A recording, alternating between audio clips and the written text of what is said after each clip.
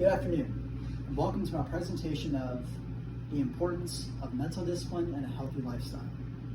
Mental discipline and a healthy lifestyle go hand in hand whenever it comes to reducing the feelings of anxiety and depression.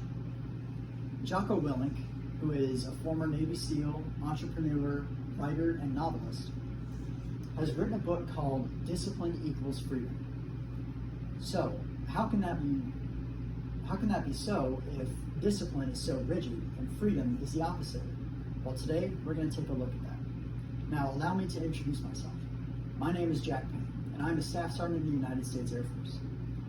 Being a military member, I have to maintain a certain mental and physical readiness in order to deploy at any given time. Now, having this instilled in me since basic training, I've been able to maintain a healthy lifestyle and maintain good mental and physical discipline to ensure that I'm ready to deploy at any given time. Now, as stated before, mental discipline and having a healthy lifestyle go hand in hand, but why and how? Well, having mental discipline, now some examples of this are going to bed on time, waking up on time, and having good morning and evening rituals can help reduce the overall feelings of anxiety due to the predictability of the things in the morning and evening. These are things that you can control. Now, this also creates a mental to-do list, which each item that you do and tick off helps produce dopamine, which we'll get into more of the chemicals that the brain produces later. Having a healthy lifestyle, which can be including a good workout routine and having a good and healthy diet, helps you maintain a good and positive outlook on life. It helps you feel better and thus makes it easier to maintain those routines that are being instilled by your mental discipline. So, let's go ahead and get into the weeds of this a little bit. Dr. Jordan Peterson, who is a clinical psychologist and a professor at the University of Toronto, has written a book called The 12 Rules for Life. In his book, one of the rules is treat yourself like you are someone that you are responsible for helping. So what does that mean? Well, Dr. Peterson begins to explain it like a responsible pet owner taking care of their pet. When their pet falls ill, they take them to the vet prescribes them medication. Now, during the recovery period, the responsible pet owner will ensure that the pet stays happy, as happy as possible, stays comfortable, and also make sure to give them the prescribed medication to make them feel better. Now, with humans, with ourselves, this isn't always the case. Now, why is that? Is it because we don't feel adequate, or we don't feel like we're enough, like our pet is? Or do we simply not have the time to do so? Now, all of these can be alleviated with good discipline, and that's why it is so crucial. Now, in life, we all have our ups and downs, whether that's personally, professionally, mentally, spiritually, physically. While left untreated, we can start to spiral out of control, thus bringing us lower and lower. Now, in order to help alleviate that, we help create good, strong routines. Now, these routines, as stated before, they help your brain release dopamine, which helps you feel better because you're accomplishing a task. Now, if we add in a good exercise routine, this also helps produce endorphins. Now, in the words of Miss Elle Woods, the famous lawyer, exercise produces endorphins. Endorphins make you happy, and happy people just don't shoot their husbands. They just don't, and that is a fact.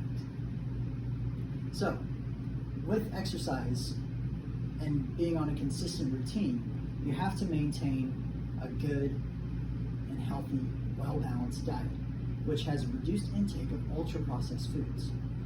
So having a healthy diet and reducing the amount of ultra-processed foods, it helps reduce your risk of cardiovascular disease and obesity, but it also helps cultivate a good gut biome, which we'll get into in just a second. So what are ultra-processed foods?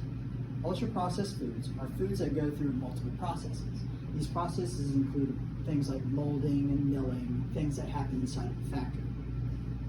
They are full of added ingredients, and they're also highly manipulated.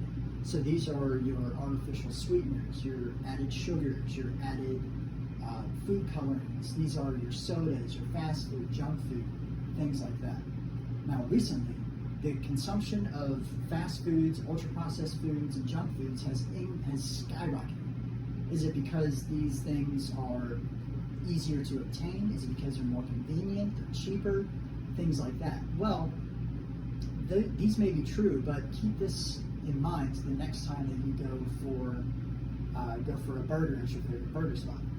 One study has shown that when 100,000 people have increased their intake of ultra-processed foods by 10%, this increases their risk for cardiopulmonary disease as well as cardiovascular disease by 10%.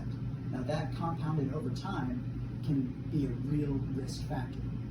Another large study has shown that consuming more than four servings of ultra-processed foods daily can increase your risk of all-cause mortality. And each serving above that increases it further by another 18%. Now, in the United States, our portion sizes are bigger, so one serving of your favorite fast food can include multiple servings of ultra-processed foods. Make sure to remember that. Now, ultra-processed foods are not healthy for your gut biome. Your gut biome is responsible for helping your brain produce serotonin, which is that overall happy drug.